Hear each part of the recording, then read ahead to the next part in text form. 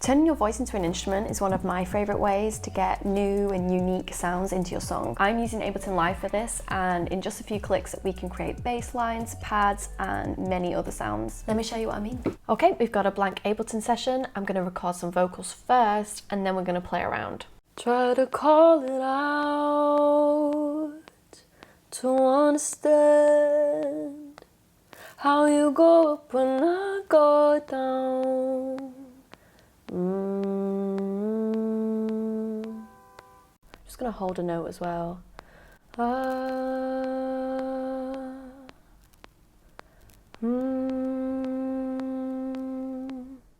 So I've got my audio sample here. I've sang a bit of my own song, but I also sang some long sustained notes just in case we want to play around with making them into chords later. Next, I'm going to create a brand new MIDI track and search for the plugin Simpler, which comes with all instances of Ableton. Then we're going to drag our vocal into Simpler. Now in Ableton, there's Simpler and Sampler, and they do very similar things, with Simpler being a tiny bit more simple, but both are super powerful and versatile. So the first mode that we see is classic mode, and what we can do is adjust the ends here to play around with where we want the sample to begin. So each key on my keyboard is going to play this sample back at a different pitch.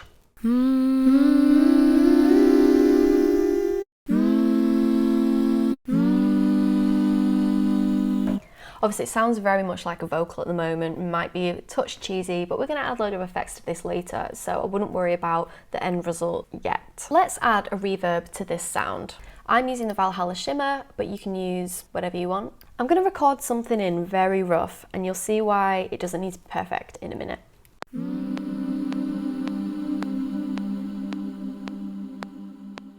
Next, what we're going to do is sample the reverb. It's like simpler Inception.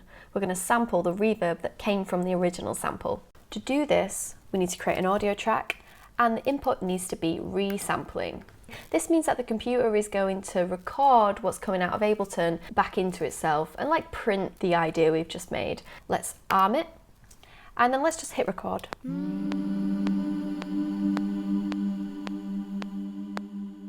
Let's make sure to record all of that reverb at the end.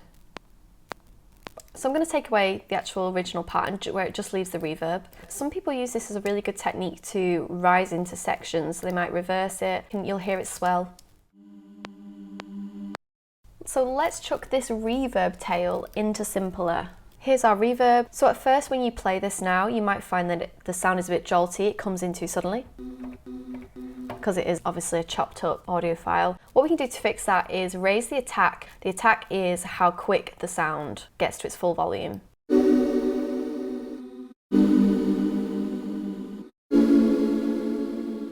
Of course, we could mess this up even more, maybe drag an arpeggiator on there. So now from our own voice, we've created a pad, hey? I was just editing and then I realised I totally forgot to show you how to make a bass sound, so let me show you here. All I did was take the tiniest part of my vocal sample, so if I zoom in really, really far, you'll see that I've grabbed just a tiny part of the waveform where it oscillates, and all you need to do is mess around with the beginning and the end in case there's a bit of a glitch. I messed around with the attack here and the release, and then I'm just playing it really low down on my MIDI controller, and look how it sounds.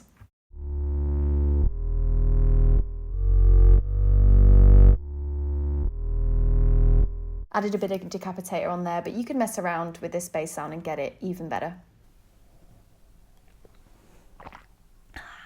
So I personally don't use vocal chops in the most obvious sense, but I do love to sneak them into drum beats, keep them filtered and quiet, creating hooks. There's tasteful ways you can put a little vocal chop in to humanize your music. So let's go into slice mode with the exact same sample, but the difference is Ableton Live has scanned our entire audio and chopped it up into little segments that we can then play on our MIDI controllers. So each key is assigned to a different segment, and we can zoom in and change where our segment starts. So if I play a key of my keyboard, I can change the beginning and the end of the sample using these markers again. I can even filter this sound very quickly by making sure the filter is switched on and making sure that we've decided which way we want to filter the sound. Do we want to take off the low end or do we want to take off the high end? This is currently set to taking off the high end, and we can just bring this down.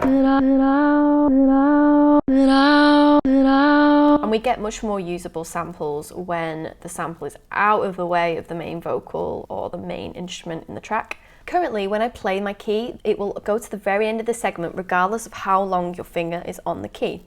If we want to change that and we only want the sample to play for the time our finger is down on the key or the pad, we switch it to gate mode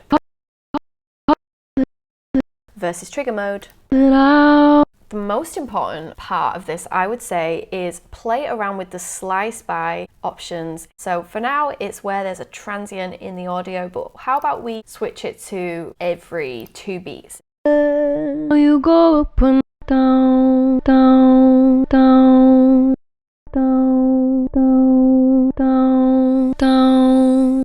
So all we did to get those vocal chops was go into slice mode and play around with where Ableton has sliced our audio. And then immediately we can play random vocal chops all over our keyboard.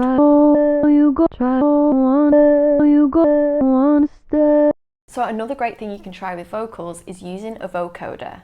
Now in simple terms, a vocoder takes an audio source and it can spread it across the keyboard to enable you to play that audio at different pitches. For those who aren't vocalists, you can talk down the microphone and it will still work. Now the vocoder that I really love to use isn't free, it's by Antares and it's called Harmony Engine, but there are tons of vocoders online that you can try that are free, and in fact Ableton does have one. So I've got my original sample here, I've just duplicated it, but what I've done instead is added on Harmony Engine. It looks like this. 1, 2, 3 and 4, all the harmonies it's going to generate. The thing that we want to do is for the harmonies to be generated via chords that we play on a keyboard. I think that's way cooler. So to do that, we're going to select MIDI Omni and then just come out of here. Next, we've created a brand new MIDI track. There's absolutely nothing on it at the moment, but I have got it record armed to receive some MIDI.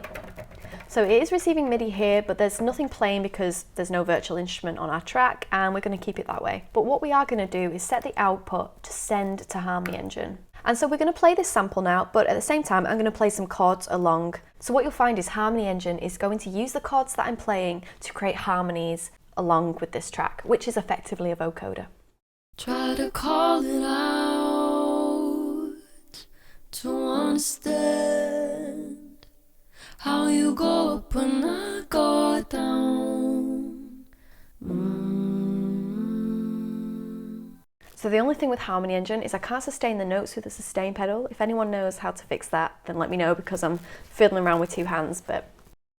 So granular synthesis can be another really good way to mess up a vocal. It will create some unique glitchy moments, atmospheric moments, good for introductions. Granular synthesizers take micro amounts of your audio and play them back at different speeds, different lengths, different pitches to create this chaotic effect. So I got a bit bored of my sample and I've got some vocal samples here from Arcade, this part of their Distant Voices pack.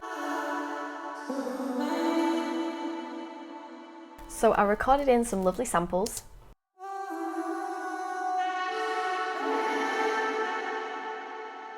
Just going for a random atmospheric vibe. So for this, I'm going to use a plugin called Portal by Output. Doesn't that look amazing? But you can also use a free Max for Live device called Granulator 2, which does a similar thing.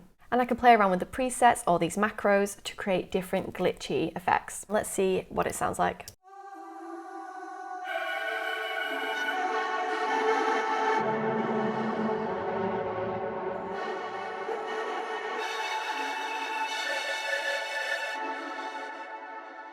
So nice. Don't forget, you obviously could resample that whole thing and then whack it back into simpler and see what happens, chop it up. But I think that's enough for this video. We did it. So I hope that gave you a little bit of inspiration on how you can play around with your own vocals. If you did find this video helpful, feel free to give me a thumbs up and subscribe, and I'll see you in the next one.